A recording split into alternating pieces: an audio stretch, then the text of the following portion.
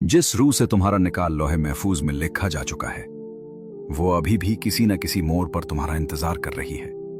और ये कुछ किस्सा नहीं, ये खुद हदीस में बयान हुआ है।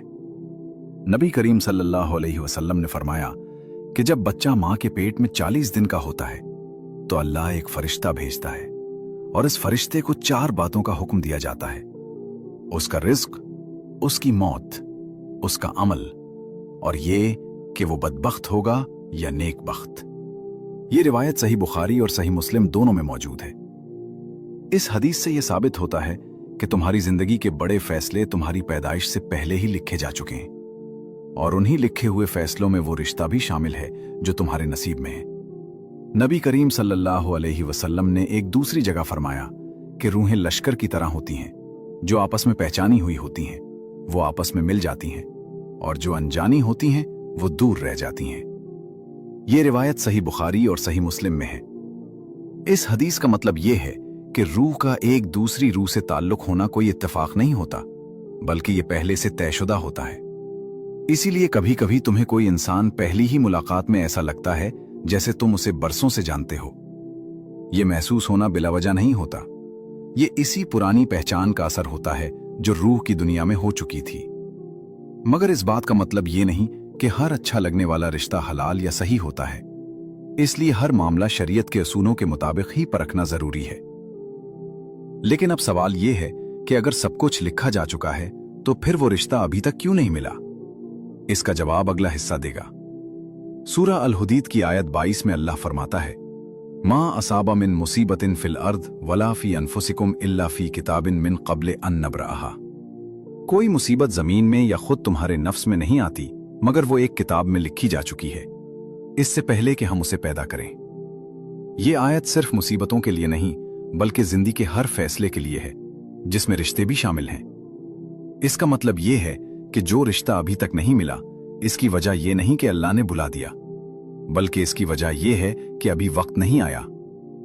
नबी करीम सल्लल्लाहु अलैहि वसल्लम ने फरमाया कि जब तक तुम्हारा रिस्क पूरा ना हो जाए, मौत नहीं आती, चाहे वो तुम्हें देर से ही क्यों ना आए। ये उसूल रिश्तों पर भी लागू होता है, क्योंकि रिश्ता भी एक किस्म का रिस्क है जो वक्त से पहले नहीं मिलता। कई लोग इस इंतजार में मायूस हो जाते हैं और सोचते हैं कि शायद उनके नसीब में कुछ नहीं। मगर याद रखो, जिस तरह यूसुफ अलैहिस्सलाम को कुएं में डाला गया, फिर गुलाम बनाया गया, फिर कैद में डाला गया, मगर आखिर में वही यूसुफ मिस्र के अजीज बने। ये सूरह यूसुफ में तफसील से बयान हुआ है। इस किस्से से यह सबक मिलता है कि जितनी मुश्किल राह होती है, उतना ही अजीम अंजाम अल्लाह की तरफ से लिखा होता है। अब वो हिस्सा सुनो जो शायद तुम्हें सबसे ज्यादा सुकून देगा, क्योंकि अब हम बात करेंगे उस वक्त की जब ये रिश्ता जाहिर होता है। जब वो वक्त आता है जो लौहे महफूज में लिखा जा चुका होता है, तो अल्लाह खुद असबाब बनाता है।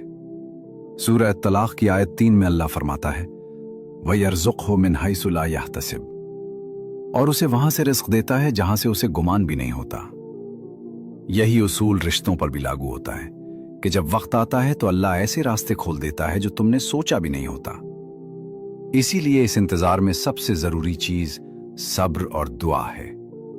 नबी करीम सल्लल्लाहु अलैहि वसल्लम ने फरमाया कि दुआ ही इबादत का मग़ज़ है। यह रिवायत तिर्मिज़ी में है। इसका मतलब यह है कि जब तक वक्त नहीं आता, तब तक अल्लाह से मांगना ही तुम्हारा सबसे बड़ा हथियार है। और अगर तुम्हारा रिश्ता अभी तक नहीं मिला, तो हो सकता है अल्लाह तुम्हें किसी और मुश्किल से बचा रहा हो। जैसा हमने पहले हदीस में पढ़ा कि 3 चीजों में से एक ये भी है कि अल्लाह तुम्हारी दुआ की जगह तुमसे एक इतनी ही बड़ी मुसीबत टाल देता है। इसलिए हर देर का मतलब महरूमी नहीं होता, बल्कि हिफाजत भी हो सकता है। अगर तुम भी किसी रिश्ते के इंतजार में हो और दिल कभी कभी मायूस हो जाता है, तो कमेंट में लिखो, मैं इंतजार में हूं। और याद रखो, जो लौहे महफूज में लिखा जा चुका है, वो वक्त से पहले न लेट आता है, न वक्त के बाद छोड़ता है।